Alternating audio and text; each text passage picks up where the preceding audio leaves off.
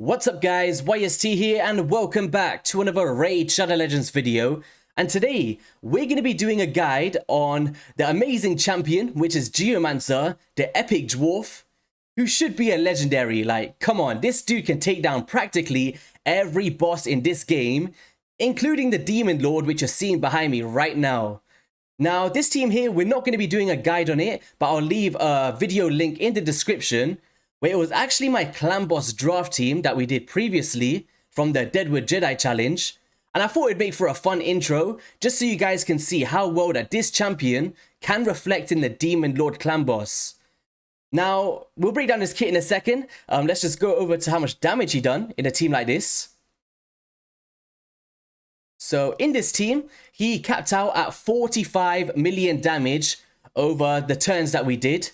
And it's all down to a unique passive which can reflect the burns back to the bosses and deal that crazy numbers. We also got a Tyrant in this team, which is pretty cool. He has the ally protection and was also a part of the 10x event that we just had.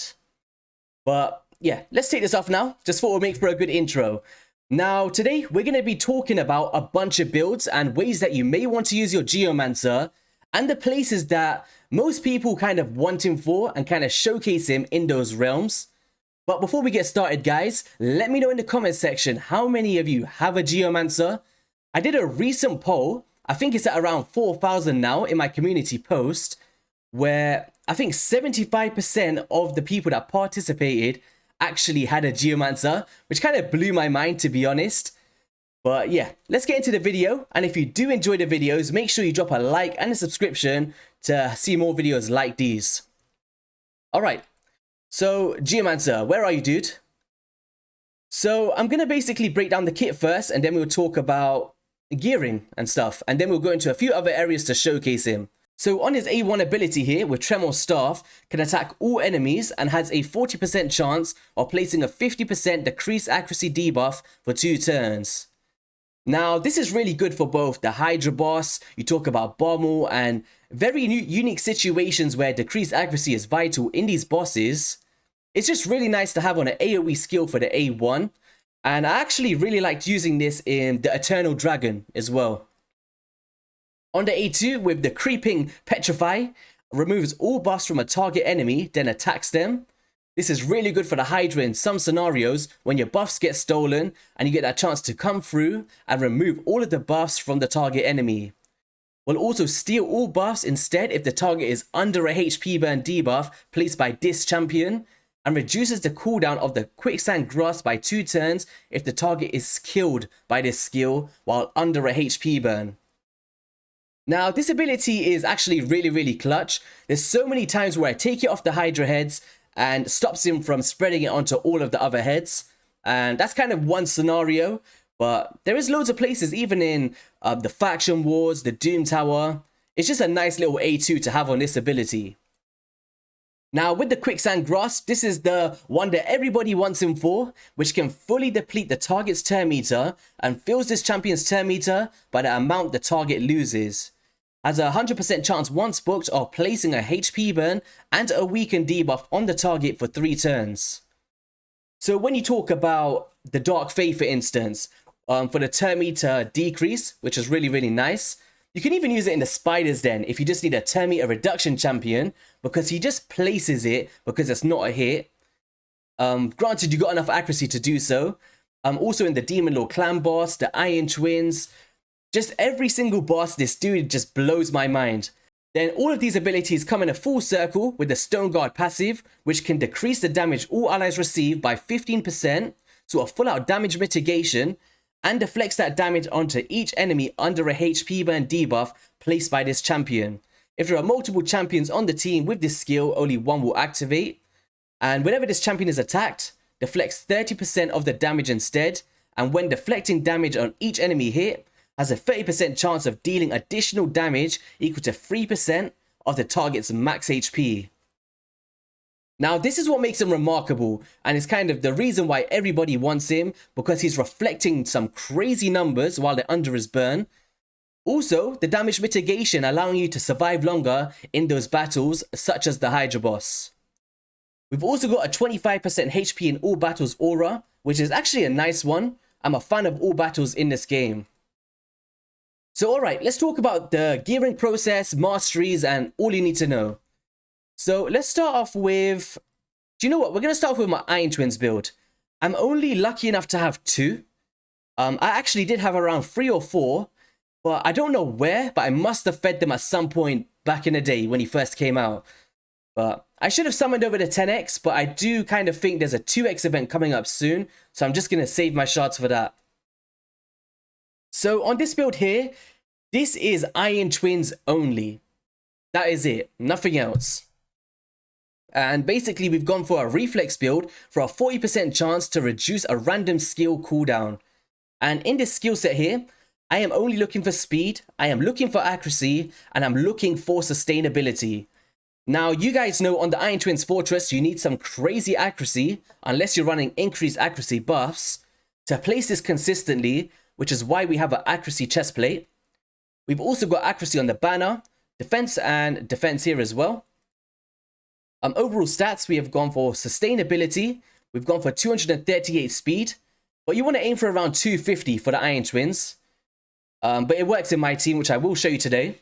And then we've gone for 492 accuracy because we have an accuracy aura in Mithrala, which you can use with other champions such as Vogoth if you up his stats a bit more. And yeah, so reflex I do highly recommend. Iron Twins, really, really nice. You could use this build in Hydra as well, but I'll talk about what I use in that scenario. And yeah, pretty much even for Bommel, you can go for the deflection set. I wish I had a third one to show you guys, but deflection is really nice because when you're placing the debuffs, it allows you to send the bombs back to Bommel and get that done more efficiently. Do I even have a deflection set? Let's have a look. Deflection, where are you, dude? There we go. So deflection set, 20% chance. Let me just move myself. So HP plus 20, 20%, and 25% chance to deflect a debuff back to the attacker. So that's kind of a really good skill set there. So heading into Geomancer number 2, we actually got it built in a relentless set. Now this gives you an 18% chance to get an extra turn. And this is my strictly Hydra build or Faction Wars. And even my other bosses, such as the Doom Tower bosses, for example. And this really allows him to take those extra turns, dealing those extra damage with his A1, especially on Hydra for War Master. And it turns out to be just an amazing skill set to have on him. With a build for Hydra boss, this is a brutal build, not Nightmare as of now. We've gone to sustainability, so defense percent and HP percent. Speed on the boots. We've got accuracy, defense, and HP with some attack percent here. Overall stats on my Hydra build, we've gone for 231 speed. I'm aiming for 250 plus for the Nightmare in the future. 350 accuracy. I believe it's around 370 to 400 that you want for Nightmare.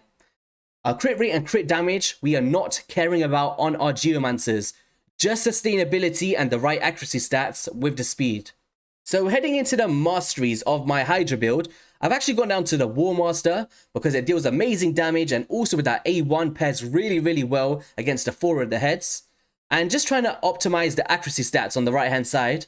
But you could potentially go defense tree if you've got your accuracy elsewhere.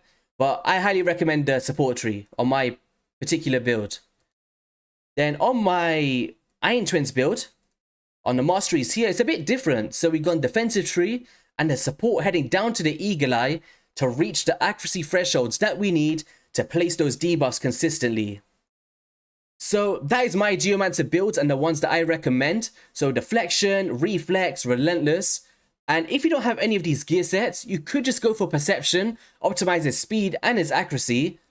And with his skill being on a 3-turn duration, on a 3-turn cooldown, allows us to come through a lot more efficiently here.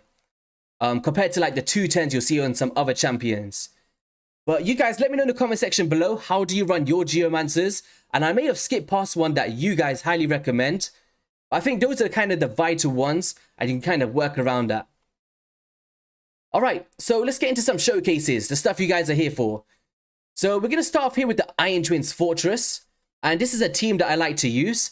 So we've got the Mithrala Leaf for the accuracy aura, Geomancer to reflect, Skytouch Shaman for heals, decrease speed and decrease attack from Stagnite, and Godseeker Ineri for the passive and also the revives.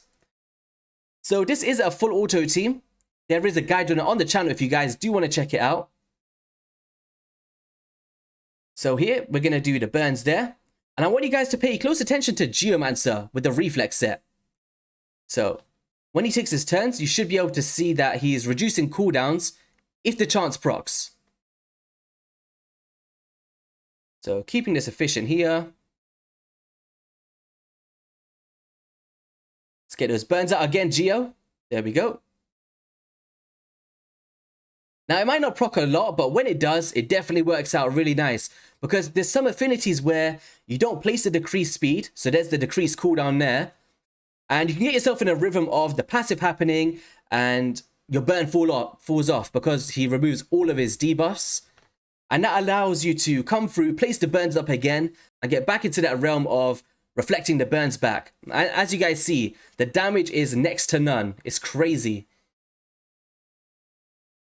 So here we go. Keeping this really nice. We're going to reach that 40% threshold now of the boss. Here we go. Decrease attack because we're going to take a big hit here. Lots of reflections coming through there. We've got a nice heal from our Skytouch Shaman. Another burn coming through. And this next cycle should kill him. There we go. So 1 minute and 27 seconds. Really, really nice. With the best time of 1 minute 16 seconds on the Spirit Affinity. And he's dealing 4 million damage. 4 million. It's insane. Alright, so let's head into the Doom Tower now. Now, in terms of the bosses, you could use a Nether Spider team. Like, if we look at the best teams here, I used a comp with a Man-Eater, a Geomancer, a Venomage, Skytouch Shaman, and a Vogoth. And this enables the Geomancer to reflect back to the boss whilst the heal reduction is up, proccing the counterattack so the bosses are consistently hitting you and you're just killing them off. Very similar strategy from all of my teammates here. So, Venomage, we've got a Geomancer. It's just an amazing comp. Now, in terms of mine, it's not completely speed-tuned, so I'm not sure if it's going to work, but we can try it, because I've been swapping lots of my gear around. So let's just go through here. We'll try it once, but you guys will be able to see what was happening. Basically, it's based off the heal reduction and the reflections, enabling the counterattacks of the spiderlings to hit you back, and it's just a really bad time for the boss. But if you haven't got your team speed tuned or if you haven't got resets, it can get a bit annoying because my Man-Eater is only at 180 speed. So it's not efficient, but let's see how it works. All right, coming through here. We've just locked up all of the skill sets with presets. Hopefully we can get a win out of this because I remember I did strip the Man-Eater yesterday. Straight after I did the Nether Spider run. I just put like a bit of gear on him, but I had to take it off. Alright. So basically the idea is he's going to come through the poisons right now. It's looking really tedious. Skytouch Shaman's going to cleanse it off. Heal reduction's going to go out. Typically you'd want your Geomancer to go first there as well. But there's the burns. Unkillable buff going out. Boom. And look at the damage, guys. So every single time that the spiderlings are hitting now, we're reflecting that back to the boss, but he's under a heal reduction, so he can't do anything. So we might actually win this one. Let's see. We just have to keep dealing that damage.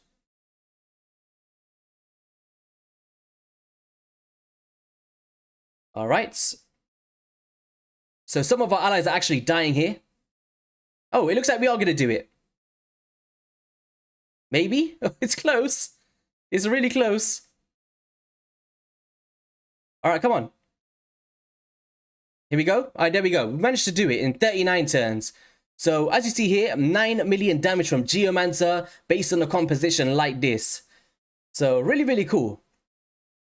Same kind of thing if we take this into the Frost Spider. We go to my best team here. 107 turns, and it's basically based off the same thing, but you don't need a heal reduction, and it's going to deal that damage and take this boss down very, very quickly. So, alright, we'll just quickly go into the run so you guys can see it. Why not? Let's do a full showcase on Geomancer today. So, let's just get through here. We got Husk in here as well. I don't know why he's in here. Maybe the max HP damage and for the stuns for the waves. All right, there's the block revive, but that one's going to revive, for God's sake. Some of these waves in Doom Tower, I don't know who the guy in Plarium who thought this is a good idea. Like, come on, we still got a boss to kill. You want us to deal with all of the block revives and then the block revive again on the boss itself. Now that I think about it, Torment's actually like a baby frost spider. If you think about it, because he self-revives as well. There we go. Congratulations, guys. All right, so we're up against the boss now. So we got the brimstone on. Now, can we get some burns out? Nope, because he used it on that Torment. Wrong boss. All right, so we're getting some freeze out, but look at that, 935,000 damage. That is insane from that mastery or that blessing. All right, there we go. We got a cleanse out, drop defense and weaken. And there is the burn. Now you guys are going to see all of the reflections. All right, nice. You managed to strip that off. Look at that damage. Insanity. And Husk coming out with some crazy damage as well. All right, so he's reducing the turn meter here. More cruelty. Boom. Look at that damage with the brimstone. This boss, when it first came out, it wasn't like the hardest boss, but it definitely took a long time. And if you got a Geomancer, definitely speeds up that process. So, stealing the buffs. Alright, you guys don't have to see the whole thing, I guess. I feel like I should now just to get the gear set. Alright, come on. More burns. And it's really nice because when you're building a champion like this for, let's just say, the Hydra boss or the Iron Twins, it works out really cool because he's really built for high accuracy. So when you take him into these Doom Tower bosses, you don't have to go through a re-gearing process in a sense. Granted, if you're doing the hard Doom Tower. Boom. And the final hit's going to come through now. Come on, dude. 3, 2, 1, and kaboom. Oh, there we go. So we managed to get some gear sets there. We did it in about 3 minutes, so not too bad there. So I guess that's everywhere. Faction Wars, I would have showed you, but unless you want to wait for 4 days, I can't do that. Pretty much. So what I'm going to do now is we're going to bring up a Hydra boss run, which I just prepped for you guys. So this is the team. Now, basically, it's based off a Duchess, and this is my brutal team, not a hard or a normal. And so we got Duchess for the revives, but you can use someone like a Rector Giraffe. It still works out pretty similar here. We've also got a Husk, really, really solid for the AoE damage and the provokes. We've also got Ugo, block buffs and drop defense. Coroner in a taunting set, allowing him to get those provokes off as well. Geomancer for the burns for the reflections and decreased accuracy. And Snake Track, my favorite Skinwalker champion, to do decreased speed, ally protection, and all of that good stuff. So we're going to open up here with block debuffs, not a problem. Block buffs, decreased speed. Then we're going to hope for the provoke to happen. There we go. Then we're going to place our burns. I like to place it on the mischief because he's mischievous. AoE damage, and we're going to see some nice numbers here once they start doing their AoE abilities. Brimstone also does a big amount of damage against this boss. Let me know, guys, which kind of difficulties do you hit for the Hydra boss at the moment? So there we go. Decreased accuracy, really, really nice as well for that boss on the right. So we're going to keep focusing there with the A1 ability of our Husk to keep that dude under provokes. Here we go. Do you know what? Let's get into a more sticky part of the team. So there we go. Now we're placing multiple burns. And this is the one where I'm using Relentless, by the way, like I showed you at the start of the video. And we're still in a nice little rhythm here. We got provokes up, keeping it under control so he's not doing a full-out cleanse. Decreased speed, keeping them under control, allowing us to take more turns as well. Decreased accuracy, stopping that head of mischief from constantly targeting us and stealing all of our buffs. And it's just a nice little rhythmic team. And we actually survive a pretty long time here. So there we go. Keeping that decreased accuracy up. And this boss should be down very, very soon. So Provoke's going out again on Decay. We can't afford to put up our block buffs now because he has got a block buffs on him. Now, this is where one of our dudes got eaten, and kaboom, reduced the term meter. He's going to come through with his relentless procs and enable him to release our head because of the reflection of burns. Now, hopefully we can showcase that. Let's keep this boss under control. You need to keep him under control so we don't get a lot of bosses. Now, here's the Brimstone. Head with the burn. And this dude's going to be out in no time. So let's get his block buffs out again. Very vital. Decrease speed, stopping them from taking more turns. Decrease attack. There we go. Brimstone going to proc. And we can get more burns out because we have the relentless proc. And it just puts you into a nice realm of reflecting so much damage when they're all under those debuffs. Now, if we look over here, we're about halfway through the run. We're doing pretty well here at 22 million. I believe it's around 29 million for the brutal Hydra boss. Keep it under control. Still burns. Keeping them up. Let's go through here towards the end. And we capped out at 31 million. So just above the brutal threshold, as you see here. And yeah, as you see, 10 million damage coming out from Geomancer alone. So 1/3 of the entire damage of the team. Slick Track does do reflects as well, but not in the same way. And Coroner does all AoE abilities. And that just shows you how amazing his skill set is for the Hydra boss. If you guys want to see some more teams here, let's just go into my Hydra rotation. And as you see here, we go to the boss guide, teams of the week. I'm pretty sure most of them will be using a Geomancer, and that shows his kind of power. But a lot of people are using a Chrysia now as well, which is very, very interesting. I wonder what my team's using. So Geomancers, Geomancers, and Geomancers. So on that note, guys, if you enjoyed the video, be sure to hit that like and subscribe button. I put a lot of effort into this one today, and I hope you enjoyed it and got a nice little guide for your Geomancers. Catch you in the next one, and peace.